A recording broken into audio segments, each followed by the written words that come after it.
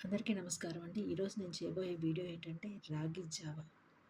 అందరూ అనుకుంటారేమో పేరు వినగానే రాగి జావ గురించి నువ్వు చెప్పేదేంటి? చాలామంది చెప్పారు. నువ్వు చెప్పే దాంట్లో వెరైటీ ఏముంది? వింతే ఉంది అని అనుకుంటారేమోనండి.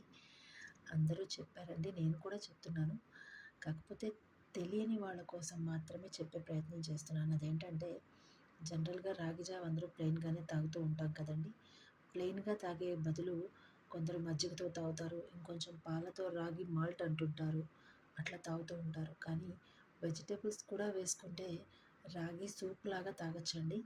ఎలా అంటే మనము రాగి జావ కాసుకునేటప్పుడు కొంచెం ఫస్ట్ వెజిటబుల్స్ ఏవైనా బీన్స్ కావచ్చు, క్యారెట్ కావచ్చు, బీట్రూట్ కావచ్చు, లేకపోతే టమాటో కావచ్చు, ఆనియన్స్ ఇట్లా రకరకాలు మనకి అంటే రోజుకొక కూరగాయ వేసుకొని కూడా మనము రాగి జావ కాసుకొని తాగొచ్చు.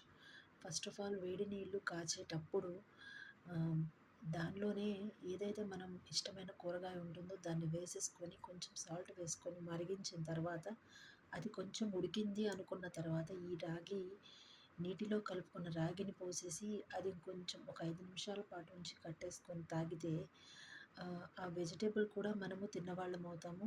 మనకి కాల్షియంతో పాటుగా ఫైబర్ కూడా అందుతుందండి. రోజుకొక వెజిటబుల్ చప్పున మనం యూజ్ చేసుకొని చేసినట్లయితే గనక దానివల్ల మన ఆరోగ్యం బావుంటుందండి.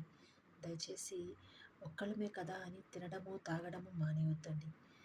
మనం చేసే ఆ చిన్న పొరపాటే పెద్ద మూల్యం చెల్లించుకోవాల్సొస్తుంది. కానీ మనం చేసే చిన్న పనే మనకి ఆరోగ్యాన్ని ఎలాంటి అనారోగ్యం లేకుండా ఆరోగ్యవంతమైన జీవనాన్ని కూడా ఇస్తుంది. అది చిన్న పనులతోనే.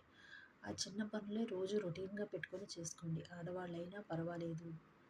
ఒక్కళ్ళైతేనే చేసుకొని తినగలుగుతారండి అన్నీ. అందరి మీద అన్నీ ఎక్కువగా చేయాల్సొస్తుంది కాబట్టి చేసుకోలేకపోతాము. ఎవరికైనా ఇందులో ఏదైనా తప్పుగా అనిపిస్తే గనక కామెంట్ చేయండి. నచ్చితే గనక లైక్, షేర్ అండ్ సబ్స్క్రైబ్ చేయండి. నమస్కారం.